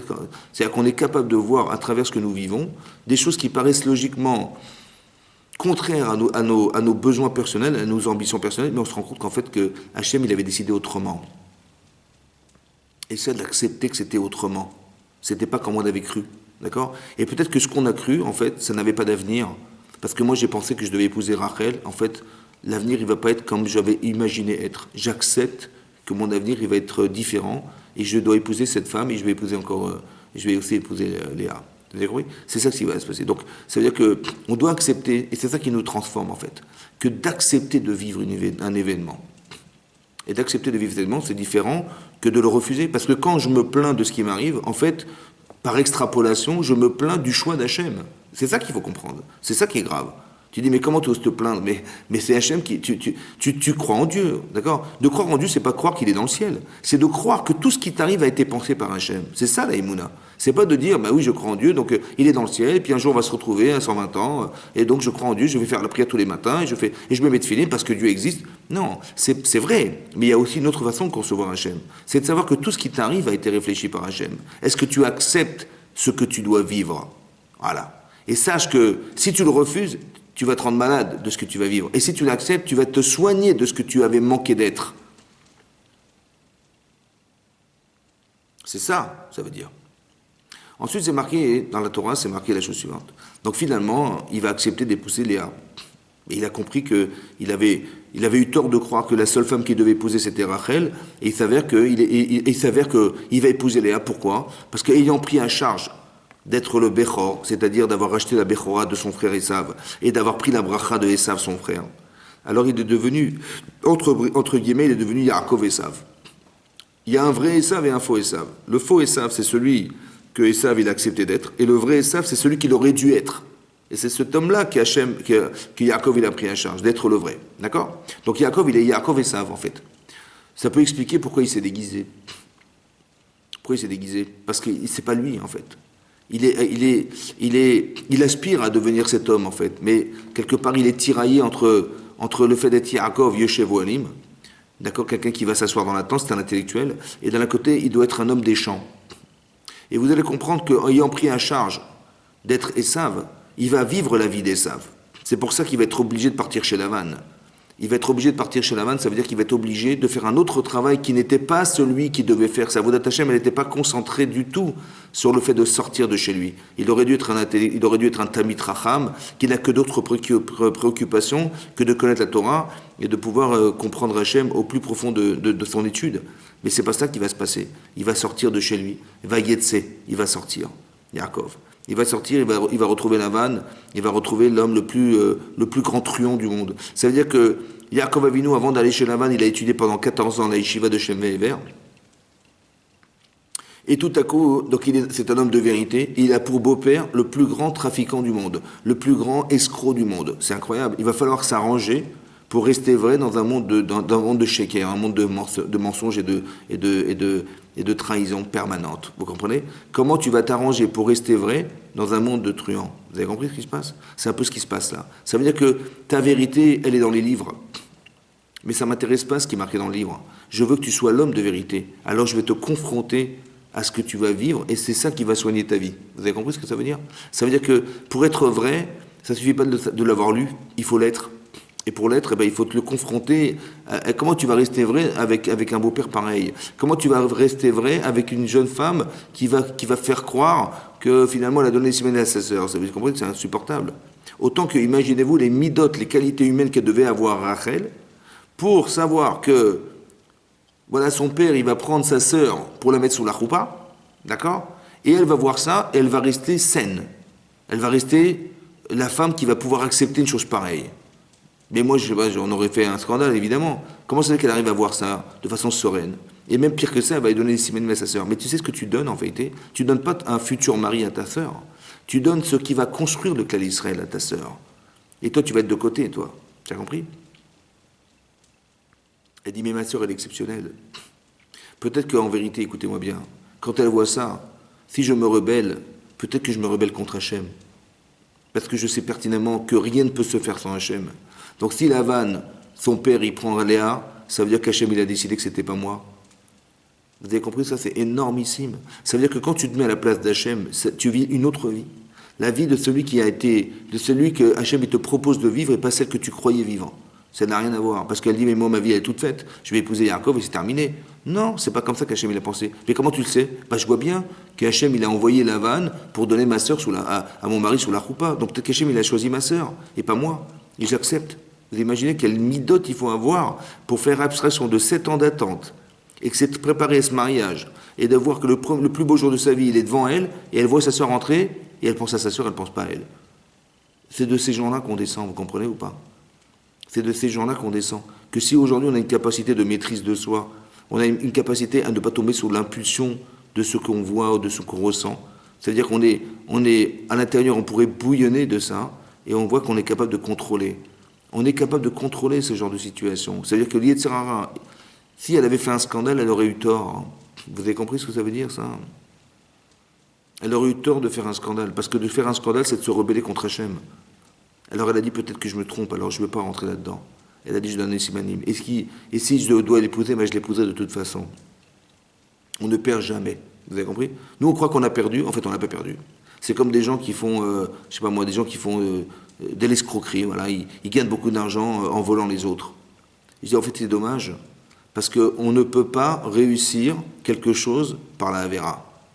Ah, mais ils ont réussi. Ils ont volé, ils ont escroqué, ils ont gagné beaucoup d'argent. En fait, c'est impossible, puisque Dieu, il est émette. Donc comment c'est possible qu'ils aient gagné de l'argent malhonnêtement? Alors en vérité, je vais vous expliquer pourquoi ils ont gagné cet argent. Parce que cet argent, ils devaient le gagner. Seulement, c'est dommage qu'il ait gagné en le volant, puisqu'ils auraient pu le gagner honnêtement. Vous avez compris ça?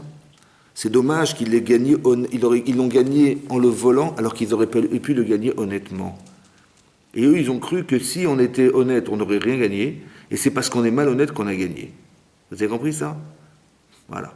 C'est-à-dire que c'est pas parce que c'est logique que par le vol tu gagnes que c'était émette. Eh bien non. Vous avez compris encore une fois? Ça veut dire malheureusement, les gens ne comprennent pas. Et c'est ça qu'on apprend de la Torah. C'est ça la Avodat Hashem, c'est ça le service d'Hachem. Vous avez compris?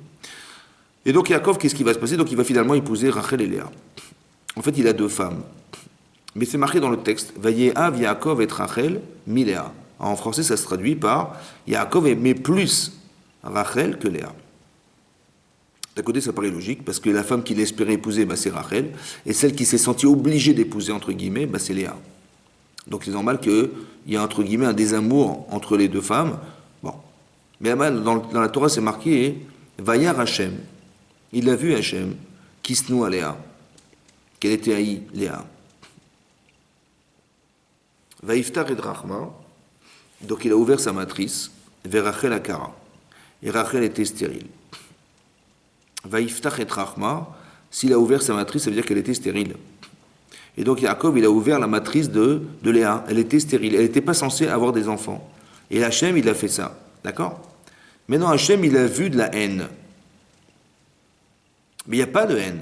Il y a marqué Yaakov, il aimait plus Rachel que Léa. Donc il aimait Léa. Mais c'est vrai qu'il aimait plus Rachel que Léa. Mais il aimait Léa. Oui, il n'y a pas de haine ici. Oui, il y a marqué Vayar Hachem qui se noie Léa. La sin-a, c'est la haine. Mais où est-ce qu'il a vu de la haine, Hachem, là où il n'y a pas il y a que de l'amour?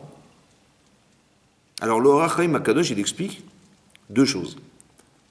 Un, que si c'est Hachem qui l'a vu, ça veut dire que ça ne peut pas se voir. C'est-à-dire que si nous on avait été à l'époque en train de visiter Yaakov et ses deux femmes, son couple, on n'aurait rien vu. En fait, on n'aurait pas remarqué cette différence. Elle ne se voyait pas consciemment, cette différence. Par contre, elle se savait inconsciemment. Maintenant, c'est quoi la haine que voit Hachem? Alors, je vais vous expliquer.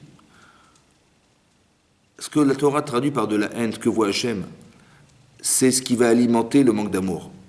C'est-à-dire, vous avez des amis et vous avez des amis. Bon, vous avez des amis que vous côtoyez tout le temps, et d'autres moins, d'accord? En fait, pourquoi moins? Parce que il y a des choses qu'on pourrait leur reprocher, ou il y a des choses qui vont faire qu'on n'a pas autant on n'a pas tressé autant d'amitié, voilà. Donc il y a des différences. Mais en fait, cette différence, c'est elle qui va entamer dans l'amour. D'accord? Je ne veux pas lui téléphoner, ou je ne veux pas aller le voir, ou je ne veux pas l'inviter chez moi. Parce que je côtoie des personnes et moins d'autres, c'est vrai. Mais cette différence, en vérité, elle est entamée. Pourquoi? Parce qu'il y a moins de désir. Voilà. C'est ce moins de désir-là, c'est ce qu'on appelle la haine. C'est ça qu'Hachem il traduit par la haine. Ça veut dire que le décalage, ça veut dire le décalage qui existait entre Yaakov et Léa, oui, il devait être comblé. Alors qu'est-ce que fait Hachem pour le combler? Écoutez-moi bien. Il va faire que Rachel, elle va rester stérile. Et Léa qui était stérile, elle va devenir fertile. Maintenant, qu'est-ce qu'il espère Hachem? Il espère que quand Yaakov il va avoir un enfant avec Léa, il va devenir père pour la première fois de sa vie avec cette femme, qui inconsciemment, il aime moins. En vérité, le fait de devenir père par elle, il va être reconnaissant et il va l'aimer, et ça va combler la différence qui avait été au départ existante. Vous avez compris ce qui se passe? Maintenant, mettez-vous à la place d'Hachem et mettez-vous à la place de Yaakov. Ça, ce qui est marqué dans la Torah, c'est ce qu'Hachem il a pensé faire. Maintenant, mettez-vous à la place de Yaakov, qui aime Rachel et qui aime moins Léa. Donc quand il apprend que Rachel, elle est stérile, elle n'a toujours pas d'enfant, et que Léa lui donne un enfant, il dit, mais c'est pas ce qu'il espérait en fait. Le problème, c'est pas ce qu'il espérait. Donc Hachem, il fait quelque chose qui n'était pas dans l'ordre d'idée de ce qu'espérait Yaakov Avinu. Vous comprenez ou pas? Ça veut dire qu'il faut accepter ce qui arrive. Au lieu de dire, ouais, mais bon, c'est pas tout à fait ce que j'espérais. Moi, je voulais un enfant de Rachel et pas de Léa. Alors le problème, c'est que quand je réfléchis comme ça, quelque part, je fais abstraction de ce qu'Hachem aurait voulu que je vive. Donc l'effet que ça aurait pu avoir et ça aurait dû avoir sur Yaakov, ça n'a pas autant d'insistance sur lui. Vous avez compris? Ça n'a pas d'effet aussi important que s'il avait accepté en disant, écoute, c'est pas forcément ce que je voulais, mais bon, je suis très heureux, merci beaucoup, et il va aimer cette femme parce qu'elle lui a apporté le bonheur d'être père. C'est ça qu'Hachem espérait. De combler quelque chose qui aurait dû être comblé par le fait qu'il aurait dû vivre totalement ce qu'Hachem lui propose.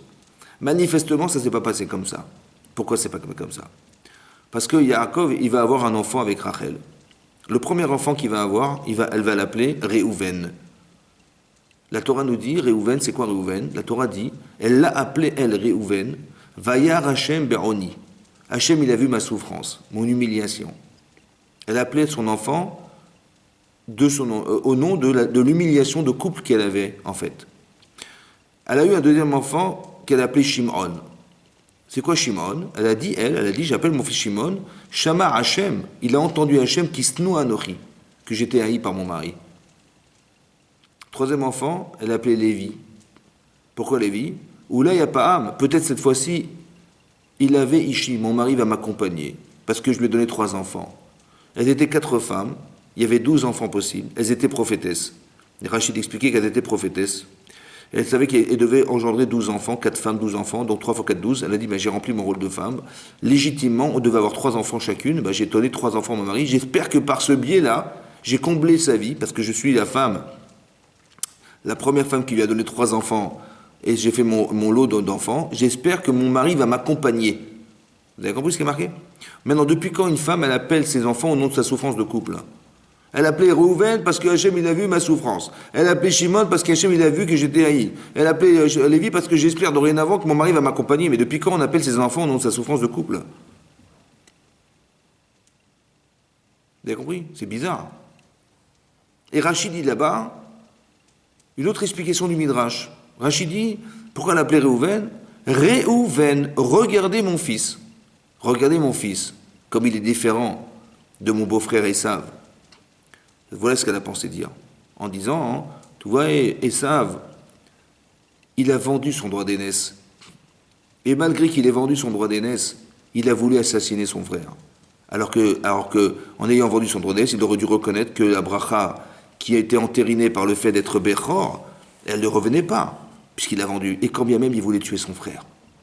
Alors que mon fils Réhouven, lui-même, il était l'aîné de ma famille. Et non seulement il a perdu la Bechora, et que c'est Yosef qui lui a pris sa Bechora, c'est Yosef, l'aîné de Léa, qui a repris le droit d'aînesse de Réhouven. Donc il a perdu son droit d'aînesse. Mais non seulement il a perdu son droit d'aînesse, et que c'est Yosef qui l'a hérité, mais lorsque Yosef était en danger de mort, parce qu'on a voulu le vendre, et que finalement on a voulu l'assassiner carrément, et bien qui c'est qui a voulu sauver cet enfant? Et bien c'est Yosef, c'est Réhouven. Vous avez compris? Regardez mon fils comme il est différent de mon beau-frère. Voilà, Réhouven. Regardez mon fils comme il est différent de mon beau-frère. Mais c'est bizarre parce que dans le texte de la Torah, c'est pas marqué ça. C'est marqué qu'Hachem, il a vu sa souffrance. Alors j'ai pensé comme ça. En vérité, ce qui est marqué dans le Midrash, c'est ce qu'elle a dit. Elle a dit, regardez la différence entre mon fils et mon beau-frère. Ce qui est marqué dans la Torah, c'est ce qu'elle ne savait pas en fait. C'est ce qui était inconscient en elle. Elle vivait une souffrance intérieure. Elle se savait inconsciemment ne pas être aimée par son mari. Vous avez compris? Qu'on ne nomme pas ses enfants au nom de sa souffrance. C'est la Torah qui les nomme. C'est la Torah qui fait dire, voilà ce qu'elle a dit. Vous comprenez ce que je veux dire? Maintenant, le problème, il est le suivant, c'est que, en fait, on se rend compte qu'il y a un dysfonctionnement entre Léa et Yaakov Avinu. Il y a quelque chose, il y a une carence entre les deux. Cette carence, elle est traduite de la haine dans la Torah. C'est-à-dire que s'il n'aime pas assez sa femme, dans la Torah, c'est traduit comme de la haine. C'est ça qui va entamer l'amour. Et on va se rendre compte, bizarrement, vous allez voir plus tard dans la Torah, dans la parasha de Vayishev, que les enfants de Léa, ils vont haïr l'enfant de Rachel qui est Yosef. Vaïsnu oto vaïkanubo. Ça veut dire que c'est bizarre, mais c'est comme ça. Ça veut dire qu'en fait, on engendre ce que nous sommes. Et vous allez vous rendre compte que si le couple n'est pas établi comme étant équilibré, eh ben les enfants, ils vont devoir réparer consciemment ce que les parents n'avaient pas conscience au départ. Ça veut dire que les enfants, c'est-à-dire que Yosef, il va être obligé de réparer le problème de son père à travers le fait qu'il est en conflit avec ses frères. Et cette haine, en vérité, elle va durer jusqu'à aujourd'hui. Parce que le Beth Amikdash a été détruit à cause de la haine gratuite. Vous avez compris? C'est-à-dire qu'on ne se rend pas compte, mais toutes les fractures qui peuvent exister en couple, eh ben, elles ont des incidences sur les enfants. Et ce qui n'est pas forcément conscient chez soi, mais qui c'est qui a voulu réparer la conscience ou l'inconscient de Yaakov Avinu? Ben, c'est Hachem. C'est avec le plus grand psychologue du monde, c'est Hachem. Le plus grand psychiatre du monde, c'est Hachem. Il faut comprendre que, en fait, la Vodat Hachem, ce que nous vivons, en fait, on apprend la Torah pour bien comprendre ses principes, pour bien comprendre ses mécanismes, pour bien comprendre ses phénomènes, parce que croire en Dieu, c'est de savoir que tout ce qui m'arrive a été réfléchi. Mais c'est dommage, parce que si Yaakov, il avait vécu complètement ce qu'Hachem lui avait proposé, on aurait peut-être évité ça. Parce que quand Hachem, il a fait en sorte que Rachel, elle va subir des années, le fait d'être privée d'avoir des enfants, mais c'est une horreur pour elle. Mais ça vaut le coup. Tu sais pourquoi? Parce que ta sœur, elle va pouvoir être aimée par ton mari. Et on va éviter des catastrophes dans l'histoire. Vous avez compris ce que ça veut dire la voie d'Hachem? Ça veut dire que c'est pas neutre. Ça veut dire qu'on ne se rend pas compte, mais quand on fait un effort, quand on a compris quelque chose d'autre, on a changé. On est complètement différent, on est d'autres êtres. Ça veut dire que la personne, si vous voulez, entre guillemets, si vous deviez comprendre, entre avant l'événement et après l'événement, il faut qu'il se soit passé quelque chose. Vous avez compris qu'un jour, Avram s'appelait Avram. Il doit s'appeler Avraham. Il était Aram, il était le père de Aram. Il faut qu'il devienne Avamon Goïm. Il devienne le père des nations. Aujourd'hui, toutes les religions, elles se retrouvent dans Avram Avinu. Il est le père des nations. Sarai, elle change son nom. Elle ne s'appelle pas Sarai, elle s'appellera dorénavant Sarah. Mais c'est quoi le changement du nom? Le changement du prénom, c'est simplement d'expliquer que Sarai a changé. Sarai, elle ne pouvait pas avoir d'enfant et Sarah pourra en avoir. Donc ça veut dire que si tu changes ta personnalité, si tu changes ta façon d'être, si tu changes, comme il y a Avram Avinu, il s'appelle Avram, mais on lui dit, mais il quitte le pays où tu te trouves. Et en quittant l'endroit où tu vas vivre, où tu vivais, et tu vas vivre ailleurs, tu vas devoir t'acclimater à une autre vie, à un autre environnement, à une autre mentalité. Et bien cette différence-là, elle te permettra d'avoir des enfants. Parce que Avram n'a pas d'enfant, mais Avraham en aura. Mais le changement de nom, c'est la personne qui change son nom. Vous avez compris, ce que vous vivez vous permet de changer. C'est pas de changer de territoire, c'est pas géographique, c'est pas de prendre un billet d'avion et de partir qui va faire que votre vie va changer, votre mazal va changer. Non, c'est vous qui changez. Parce que quelque part ailleurs, vous êtes différent. Parce que quelque part ailleurs, vous êtes différente. Et cette différence-là, elle a été traduite par des expériences de vie qui va faire que, fondamentalement, je me trouve être une autre personne parce que j'ai changé, parce que j'ai vécu une expérience. Voilà, je vivais à Haran et tout à coup, je me retrouve en Eretz Kenaan, voilà, confronté à tout ce que j'ai vécu avec l'autre, avec tout ça. Ben, ça a forcément changé Avraham Avinu, vous comprenez? Et c'est ce changement-là qui fait que son nom change. Son prénom change. Il devient Avamon Goïm. Il va devenir la référence de toutes les religions du monde. Pourquoi? Parce que les expériences faisant, tout ce qu'Hachem lui a proposé, les 10 épreuves qu'Abraham il a suivies, il a dû subir, il les a réussi.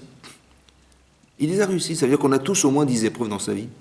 Mais ces épreuves-là, il faut les comprendre. Il faut savoir en quoi ça répond à quelque chose chez moi. En fait, ça me fait découvrir au fond qui je suis. Vous comprenez ça? Cette avodat Hachem, elle est fondamentale. Il faut juste avoir les bonnes lunettes et avoir la bonne logique. Et être croyant pour pouvoir se rendre compte que c'est comme ça qu'on doit le penser et pas forcément comme on l'a cru. Si on était à la place de Yaakov, depuis longtemps, on aurait lâché prise. Parce qu'une femme qui vous trompe alors que vous travaillez 7 ans pour elle, vous n'avez rien à faire avec elle. En fait, il faut comprendre qu'elle ne l'a pas trompé.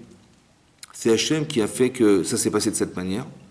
Comme lui-même, il a très bien compris, Yaakov, qu'il a dû tromper son père parce que son père s'était trompé. Ça veut dire qu'on est trompé, exactement comme Esav qui veut tromper son père, il va être trompé par son frère. Et lui, il croit qu'il va gagner en trompant les autres. En fait, il a perdu. Parce qu'il n'a pas seulement perdu, le fait d'être plus riche, mais il a perdu la bracha qui devait alimenter toute la terre entière. Venivrechubecha kol mishpechot adama. Hachem, il a dit à Abraham, et seront bénies par toi toutes les familles de la terre. Je ne sais pas si vous vous rendez compte de ce que ça veut dire. Ça veut dire que la raison d'être du monde est représentée par un seul homme qui s'appelle Abraham. Et cette bracha-là, elle va être transmise à son fils Yitzhak. Pas par Avraham Avinu, par Hachem. Et Yitzhak qui voulait bénir Esav, en fait, elle ne passera pas par Yitzhak. C'est pour ça qu'il a été trompé. Vous savez pourquoi? Il a été trompé, vous savez pourquoi? Parce que c'est Hachem qui doit le bénir, c'est pas toi qui dois le bénir. C'est ça que dit le Zohar. Il a été Mevarer, il a béni Yaakov Shelo Midarto. De la même manière que Yaakov, il a épousé Léa, Shelo Midarto, il ne savait pas, en fait, vous avez compris, que dans la vie, il y a toujours une inconnue. Et c'est cette inconnue, en fait, qui alimente notre émouna. Quand Hachem dit à Abraham, Lech lecha me'artzecha me'molatecha, el haaretz asher areka, vers une terre que je te montrerai, il lui dit pas où. En fait, on ne sait pas où on va. Et il faut être ma'amine pour pouvoir accepter d'aller là où tu ne sais pas. Seulement de savoir que là où on t'amène, on t'accompagne. C'est ça qu'Hachem il a dit à Yaakov Avinu. Quand il est arrivé, il a dit Ushmarticha bechol asher telech. Je te garderai là où tu iras. Et je serai avec toi.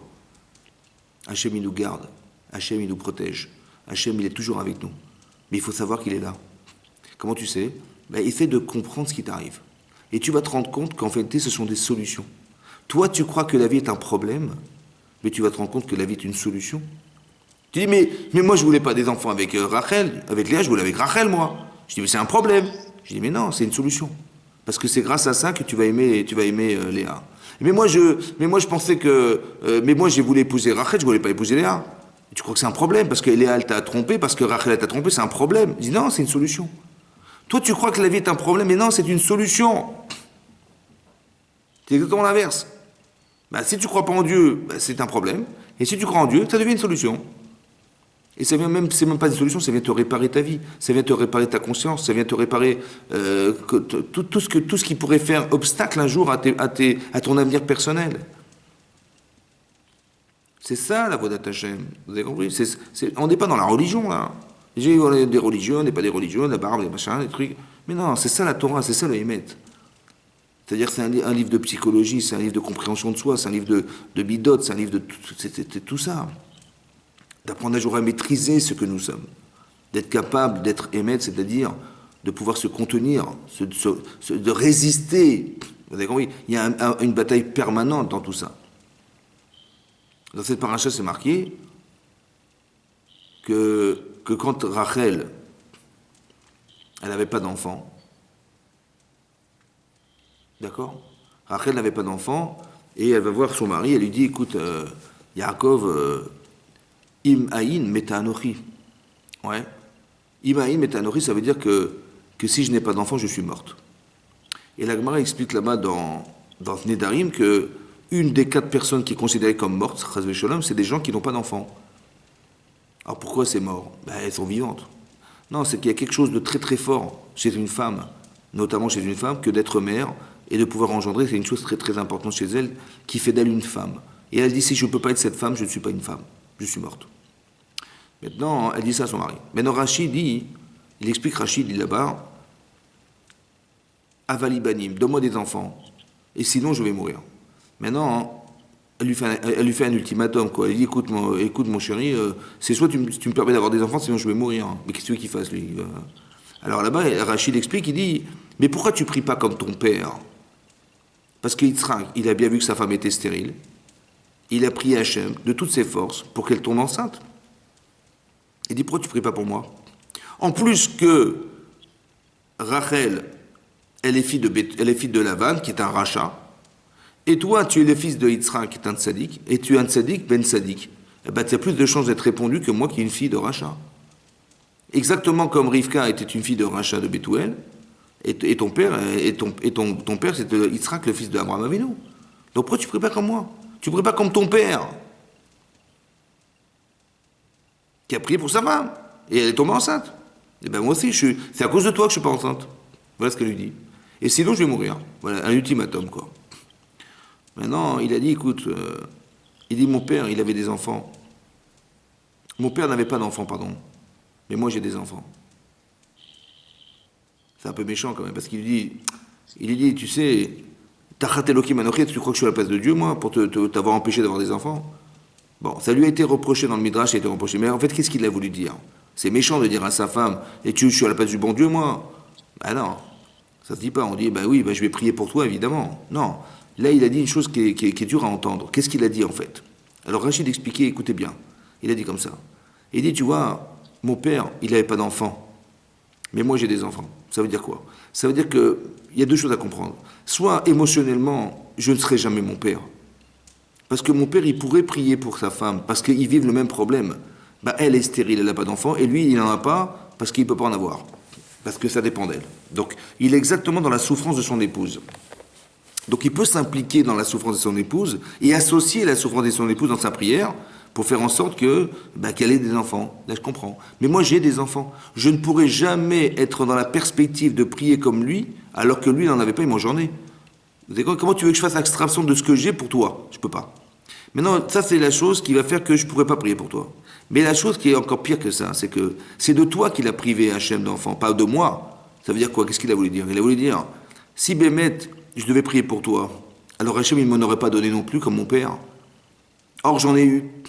Si j'en ai eu, ça veut dire que c'est l'inverse, que tu dois réfléchir à l'inverse, en disant, Baruch Hachem, j'ai un mari de tzaddik et qui est fils de tzaddik, il va prier pour moi, je vais m'en sortir. Surtout ne réfléchis jamais comme ça. Pourquoi? Parce que si tu comptes sur moi, tu ne seras jamais Rachel. Pourquoi tu ne seras jamais Rachel? Parce que tu diras, ben, j'ai mon mari, donc on est deux. Mais non, si c'était vrai ce que tu penses, donc j'aurais pas dû en avoir, on aurait été deux, mais là j'en ai des enfants, donc c'est pas possible. Donc la logique c'est d'expliquer que Hachem il a voulu que ce soit toi qui devienne Rachel, sans compter sur moi, jamais. Vous avez compris ce que ça veut dire? Ça veut dire qu'on apprend encore des notions ici dans la Vodat Hachem. C'est que elle croyait que on va faire du copier-coller. Bah, son mari, il est tzaddik, son père c'est un tzaddik, moi je suis tzaddiket, mais mon père c'est un rachat. On est exactement copier-coller la situation qu'il y avait Yitzhak avec Rivka. Bah, fais comme ton père. Je dis, mais ça n'a rien à voir. Parce que moi, émotionnellement, je n'arriverai jamais à ressentir le manque que mon père il avait, puisque j'ai des enfants. Et en plus de ça, si j'en ai, manifestement, ça veut dire qu'Hachem il pensait que surtout ne compte pas sur moi, parce que si tu comptes sur moi, tu vas dire, mais de toute façon, je vais prier, mais mon mari il va prier avec moi. Non, non, non, non. Ton niveau d'intensité de prière, il doit compter que sur toi. Comme si que Yaakov, il avait expliqué à sa femme, il avait renvoyé sur sa faculté à devenir Rachel. Pourquoi c'est comme ça? Parce que j'ai expliqué une fois que la stérilité d'une femme, en fait, il faut la comprendre de cette manière. Vous avez vu que les imaot, elles sont stériles? C'est bizarre, non? Toutes les matrièches, elles sont stériles, toutes. Et là-bas, c'est marqué dans la Gemara, dans Yevamot, que pourquoi Hachem, il a fait que Rachel, elle soit stérile, que Léa soit stérile, pardon, pas Léa, que Rivka, elle soit stérile, que Sarai, elle soit stérile, et que Rachel était stérile. Parce que Hachem, il est mitave bitfilatam shel tzadikim. Hachem, il a un plaisir énormissime à écouter la prière des tzadikim. Et donc, c'est par ce mérite de la prière qu'Hachem, il adore, qu'elles auront des enfants. Bon. Maintenant, comment Hachem, il peut, demande le Rav Dessler, comment Hachem, il peut prendre du plaisir à écouter des femmes qui souffrent? La fille, elle n'a pas d'enfant, elle pleure. Il faut savoir que Sarah, elle a prié pendant 75 ans de sa vie. Hein. C'est énorme pour avoir des enfants. 75 ans de sa vie pour prier, de prier pour avoir des enfants. Comment Hachem, il peut prendre du plaisir à écouter la souffrance d'une femme qui pleure d'avoir des enfants? Comment c'est possible qu'il ait du plaisir à écouter la souffrance des gens?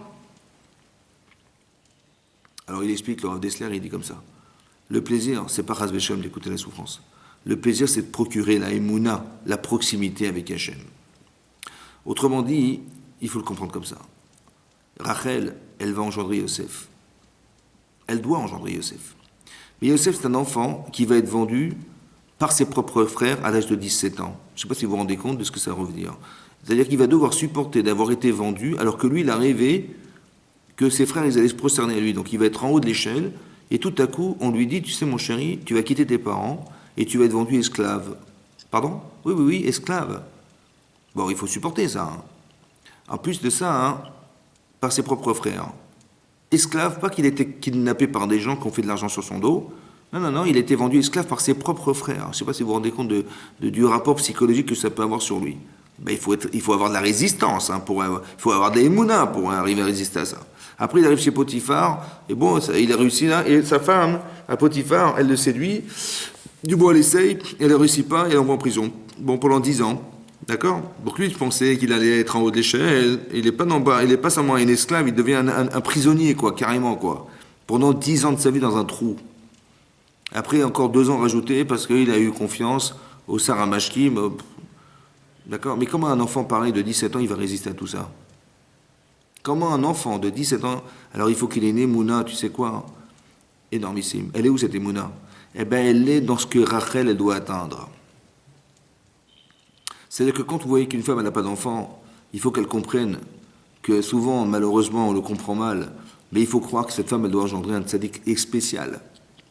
Mais ce tzaddik, il ne peut pas naître comme ça. Vous avez compris? Que Yitzhak, il ne va pas naître normalement. Il faut que sa mère, elle soit stérile pendant 75 ans. Donc elle va faire abstraction de tout ça, elle va atteindre un niveau d'émouna qui va donner naissance à cet enfant. Et Rivka, elle va donner naissance à Yaakov Avinu, mais cette stérilité-là, il fallait elle l'a vécue pendant 10 ans pour engendrer un enfant pareil. Vous avez compris? Donc elle a prié de toutes ses forces, et quand elle est devenue cette femme, alors elle a pu engendrer Yaakov Avinu.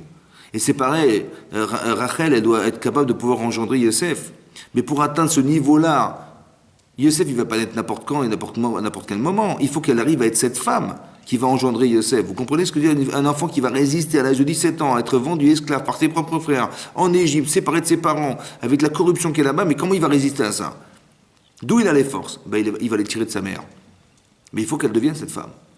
C'est ça qu'Yaakov il a dit à sa femme. Il a dit, mais si tu es stérile, c'est que ça a un sens. C'est-à-dire que nous, on pense qu'on est foutu, que Dieu ne nous aime pas. Ouais, c'est pour ça qu'elle est stérile. On voit que c'est marqué l'inverse dans la Torah. C'est marqué l'inverse.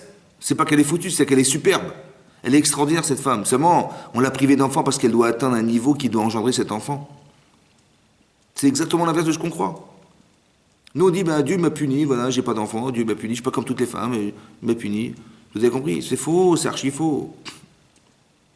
Arrêtez de croire des choses qu'on s'imagine. Qui c'est qui nous fait croire un truc pareil? Ben, c'est rare. Il dit, mais si tu étais gentil, ben, Dieu t'aurait donné des enfants. Ah, donc t'es pas gentil, donc il n'a pas d'enfant. Mais c'est pas ça le raisonnement. La preuve, c'est faux. C'est qu'il y a marqué dans la Torah que Rachel, elle a jalousé sa sœur. Et sa sœur, elle a des enfants, elle la jalouse. Ben, nous, quand on traduit la jalousie, ça veut dire, mais comment elle a l'audace, madame, de se présenter devant moi avec ses enfants? Mais c'est quoi cette histoire? Comme ça, on aurait cru que la jalousie, ça veut dire que comment elle a osé se promener devant moi avec ses enfants, devant moi, comme ça, elle me fait la honte. Mais je la jalouse. Je vais lui prendre ses enfants, je vais lui kidnapper ses enfants. Voilà, jalouser, c'est ça. En fait, c'est faux. Elle a dit, si ma soeur elle a des enfants et j'en ai pas, c'est parce qu'elle mérite d'en avoir et pas moi. C'est-à-dire qu'elle est plus tzadékette que moi. Alors j'aspire à être, je jalouse ma soeur, j'aspire à être comme elle. J'aurais tellement voulu être comme elle. C'est ça la jalousie. C'est-à-dire que ces femmes-là, à la différence des hommes, elles ont été capables de transformer le mal en bien. Ça veut dire qu'il y a deux façons de travailler son Yetzer. Soit tu vis avec ton Yetzer Tov et tu te bats toute ta vie pour essayer de refouler ton Yetzer Hara, parce que c'est une agression permanente. Soit tu vas utiliser ton Yetzer Hara, en fait, pour évoluer. Pourquoi je vous dis ça? Parce que c'est pas possible de croire qu'on peut vivre à moitié. Dans notre cœur, c'est marqué dans la Gemara que Ve'ahavta et Hashem Elokecha. Tu vas aimer Hashem. Bechol levavecha. De tous tes cœurs. Levavecha, c'est un pluriel. Libecha, c'est ton cœur. Levavecha, tes cœurs. Et la Gemara a expliqué, levavecha, c'est qu'on a deux vav, deux levav, c'est-à-dire qu'on a deux cœurs. On a une tendance positive et une tendance négative. Une tendance qui nous pousse à croire en Dieu, une tendance qui nous pousse à ne pas croire en Dieu. Mais c'est en nous, en fait. Vous comprenez ou pas? C'est de permanence en nous. Il y a quelque chose de fort chez moi, il y a une carence en moi. Mon Yetzer Hara, il va s'alimenter de toutes mes carences. C'est de ça. Maintenant, est-ce que tu peux exploiter cette carence? Parce que si tu arrives à transformer le mal en bien, ben, il n'y a plus de Yetzer Hara. Il n'y a que du Yetzer Tov. Si la jalousie, tu la transformes. Si la haine, tu la transformes. Si l'agressivité, tu la transformes en bien. Au lieu d'être agressif vis-à-vis des autres, sois agressif vis-à-vis de toi. Si tu es fort de caractère, si tu es sanguinaire, ben, utilise-le dans ce qui va être nécessaire dans la vie. D'accord? Donc tu vois bien que tu n'es pas en train de te battre contre toi-même, mais d'utiliser ce que tu es au service d'Hachem. C'est ça qui est marqué là-bas. Dans le Nar, c'est marqué que quand Shaoul Amelech, il a été déchu parce qu'il a fait la guerre contre Amalek et il a raté la guerre contre Amalek, Hachem a dit à Shmuel, tu vas aller oindre un nouveau roi, qui est le fils de Ishaï. Et là-bas, c'est marqué qu'il a été voir Ishaï, il a dit, voilà, bah, écoute, le futur roi d'Israël, il se trouve chez toi. Il dit, ah ouais, je suis très honoré, merci beaucoup. Il dit, bah, montre-moi tes enfants, et je vais le oindre.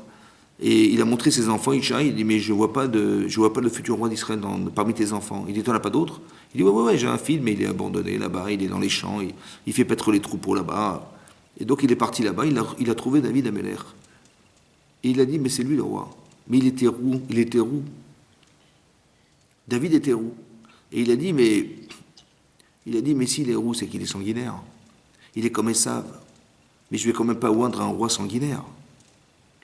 Et Hachem lui dit, écoute, tu peux le oindre.